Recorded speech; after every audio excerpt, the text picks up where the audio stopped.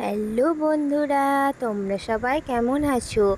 তো দিনটা ছিল বিশ্বকর্মা পুজোর দিন। আমাদের পাড়াতে মনসা পুজো ছিল, তাই রাস্তাটা খুব ভালোভাবে সাজিয়েছিল।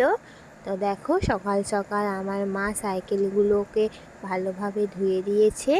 এরপরে বামুনও চলে এসেছিল, তো বামুনও পুজো করতে শুরু করে দিয়েছে।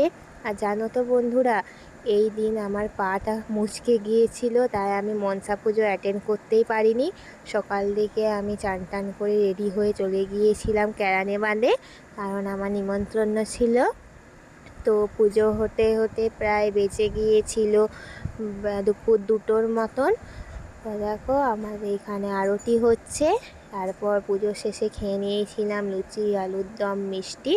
বাড়িতে এসে খেলাম দই, এবং বিকেলের দিকে খেয়ে নিয়েছিলাম প্রসাদ।